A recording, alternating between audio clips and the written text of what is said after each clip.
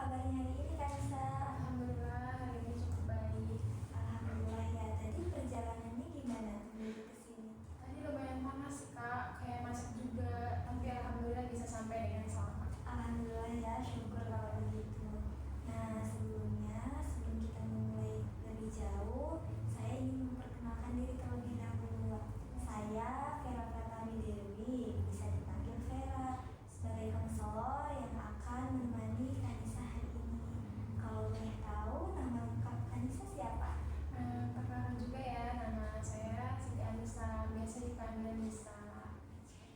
Baik, Kanisa ya. Nah, Kanisa sebelumnya pernah melakukan sesi konseling? Belum pernah sih kak, ini yang pertama kalinya buat saya. Baiklah, terima kasih ya sudah mempercayai saya. Senang sekali bisa menjadi konselor utama Kanisa. Kanisa, sebelum kita mulai, saya ingin memastikan terlebih dahulu bahwa Kanisa di sini merasa benar-benar aman dan tenang. Nah, ruangan ini itu ruangan privat, di mana isinya cuma saya dan Kanisa, tidak ada orang lain. Nah, Kanisa, ruangan ini itu ibarat menitipkan berkas rahasia. Saya tidak akan membuka kunci itu untuk siapapun. Jadi, siapapun itu tidak akan mengetahuinya, kecuali atas dasar izin Kanisa sendiri.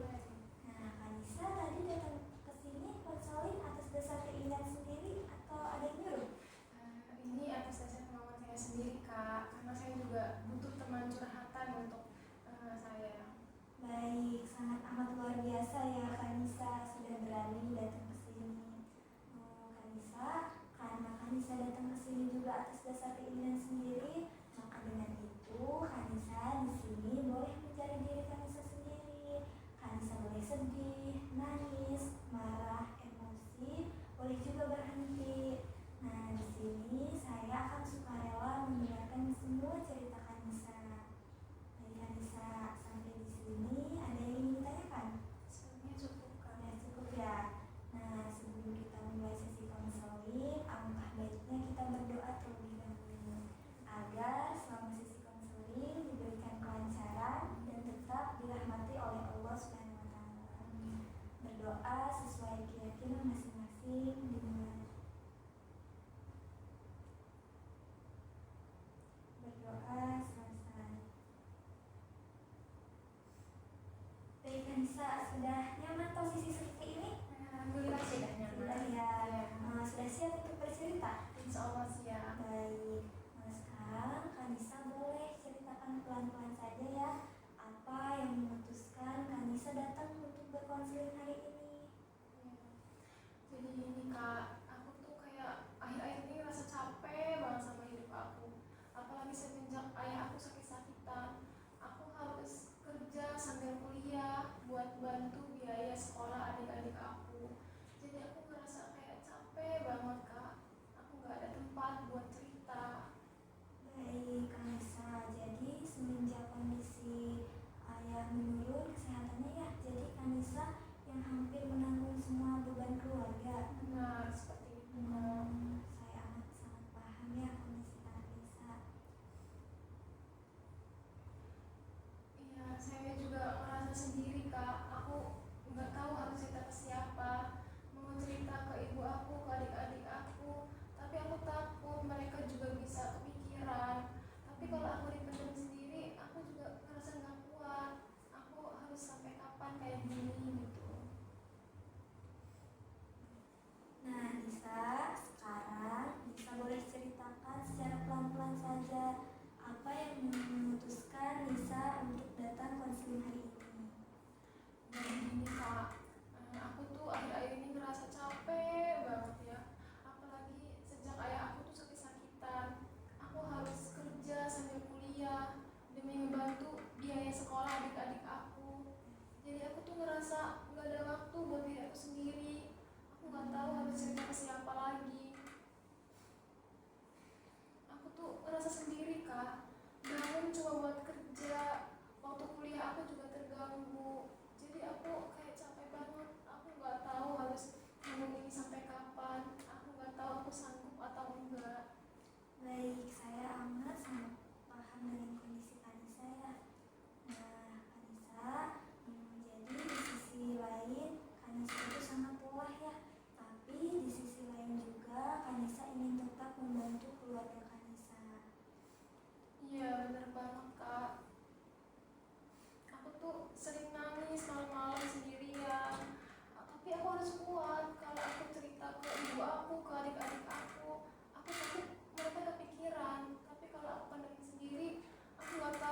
bisa atau enggak ngelewatin ini semua. Bisa, boleh saya pastikan satu hal. Di saat Nisa memilih dan menahan semuanya, itu karena Nisa sayang keluarga, bukan karena Nisa lemah kan? Iya kak, seperti itu. Baik. Ketika Nisa bilang sendirian, apakah maksudnya tidak ada satu orang pun yang bisa untuk Nisa bercerita? Sebenarnya banyak orang kak di sekitar aku, ada ibu aku, ada adik aku, tapi aku nggak mau gitu cerita ke mereka. Aku nggak mau bebanin pikiran mereka. Kayak aku pengen cukup aku aja gitu yang nemenin semuanya. Tapi satu sisi lain, aku juga pengen ada yang nemenin aku. Jadi selama ini Nisa itu memposisikan diri sebagai yang paling kuat ya di keluarga. Tapi yang sebenarnya ada dalam diri Nisa juga sedang merasa lelah ya, dan butuh untuk orang yang mendengarkan Nisa. Iya kak, aku juga pengen kayak orang lain, bisa dimengerti, bisa ditemenin, dihargain, seperti itu kak. Baik, Kanisa, kalau boleh jujur, apa dampaknya ke diri Kanisa untuk kondisi Kanisa saat ini? Aku tuh sekarang kayak gampang banget capek gitu. Terus kalau malam itu susah tidur, kayak makan juga kayak kurang gitu kak. Aku kayak mikir kapan ya, sampai kapan aku kuat ngadepin ini semua. Aku bisa nggak ya ngelewatin ini sendirian gitu kak. Baik, saya amat-amat percaya kepada Kanisa. Kanisa pasti kuat untuk menghadapi ini semua. Tapi Kanisa tidak harus terus memaksakan diri Kanisa agar menjadi kuat. Kanisa boleh merasa lelah, boleh juga berhenti sejenak. Karena itu juga Kanisa sayang sama diri Kanisa, bahwa Kanisa tahu Kanisa itu mempunyai batas untuk diri sendiri. Iya kak, tapi aku tuh takut dibilang nggak berbakti sama orang tua seperti itu. Baik, saya paham sekali. Pasti Kanisa takut dibilang anak yang membangkang perintah orang tua ya. Iya kak, seperti itu. Aku tuh takut kalau aku nggak berguna buat keluarga aku, apalagi aku adalah anak tertua di sini. Jadi aku pengen berbakti dan mengabdikan diri aku buat mereka. Baik, Nisa, dari cerita Nisa tadi, saya melihat satu hal dalam diri Nisa. Nisa itu bukan berarti Nisa gak kuat, tapi Nisa keseringan menahan rasa sakit itu sendirian. Betul begitu? Iya bener banget kak.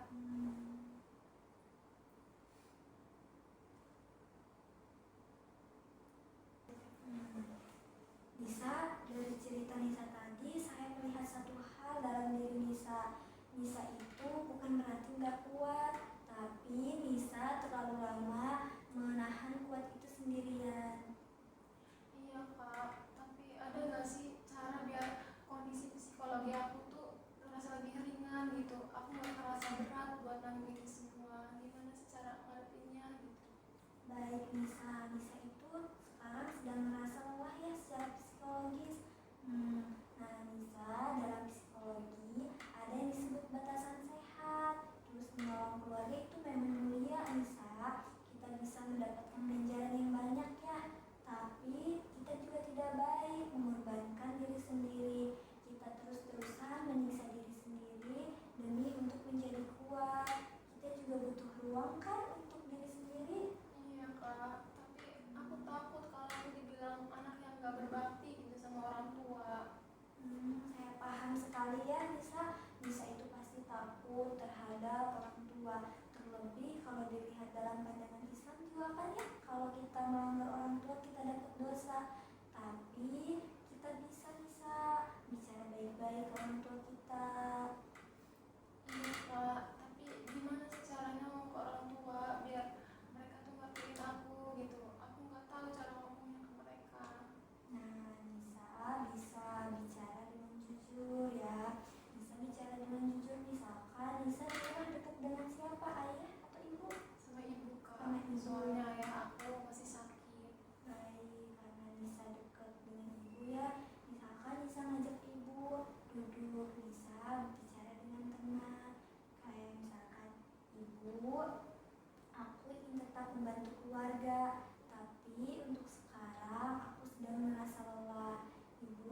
ingin mempunyai waktu untuk diri sendiri.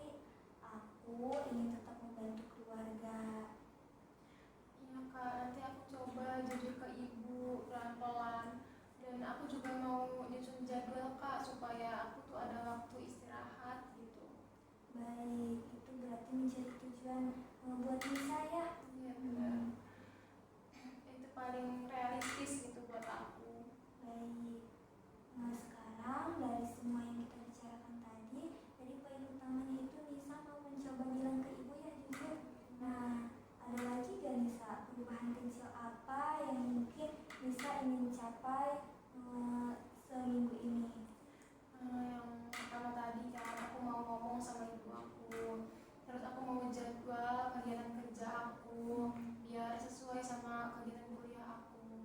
Karena aku tuh ngerasa kuliah aku tuh keganggu sama kerjaan aku. Ya seperti itu. Jadi aku mau lebih tersusun lagi semuanya supaya aku ada waktu istirahat, ada waktu buat diri aku sendiri juga. Baik Kanisa, itu langkah yang sangat amat luar biasa ya. Nah, tadi Kanisa ingin bicara jujur dengan ibu menggunakan bahasa perasaan ya, agar ibu juga tidak merasa tersakiti dan Nisa juga bisa merasa tenang. Nah, itu langkah yang baik ya Nisa. Nah, terus selanjutnya tadi Nisa ingin menyusun jadwal antara kuliah, kerja, dan istirahat. Sebelumnya Nisa belum pernah menggunakan jadwal itu. Belum pernah kak, aku nggak bisa gitu bikinnya. Nggak bisa ya. Nah, sekarang Nisa boleh mencoba hal itu agar antara kuliah, kerja, dan istirahat juga bisa kontrol ya, agar Nisa punya batas diri sendiri untuk istirahat. Iya kak. Untuk saat itu tujuan aku yang paling realistis itu buat aku. Baik, berarti itu menjadi poin utama tujuan Nisa ya. Nah, Nisa, hari ini Nisa sudah melakukan hal yang sangat berani, mengakui lelah Nisa. Belum tentu orang di luar sana seberani Nisa saat ini. Terima kasih ya sudah berani datang hari ini. Iya kak, aku tuh kayak ngerasa lega gitu. Sekarang kayak ada yang dengerin. Makasih juga buat Kak Vera. Nah, alhamdulillah ya kalau begitu. Bagaimana Kanisa kalau kita sepakati di pertemuan berikutnya kita akan evaluasi program tujuan Kanisa nanti. Nah, kita juga nanti belajar bagaimana caranya manajemen stres agar Kanisa ini tidak terlalu keteteran ya setiap hari. Bagaimana Kanisa? Iya kak, baik. Terima kasih banyak sebelumnya. Baik, berarti sudah sepakat ya untuk kontrak ini? Iya, saya sepakat sekali. Nah, Kanisa, karena sesi konseling kita sudah cukup, alangkah baiknya kita menutup dengan doa ya, karena tadi kita sudah mulai dengan doa, maka dengan ini kita tutup sesi konseling ini dengan doa kembali. Berdoa sesuai dengan keyakinan masing-masing, dimulai. Berdoa selesai. Nah, bagaimana Kanisa perasaannya setelah cerita? Seneng banget kak, kayak plong banget gitu masalah aku kayak sejenak mau hilang gitu. Jadi lega banget. Terima kasih banyak ya, saya ucapkan sekali lagi Kanisa sudah meluangkan waktunya ya. Sampai jumpa di pertemuan berikutnya. Tetap jaga kesehatan ya Kanisa. Terima kasih.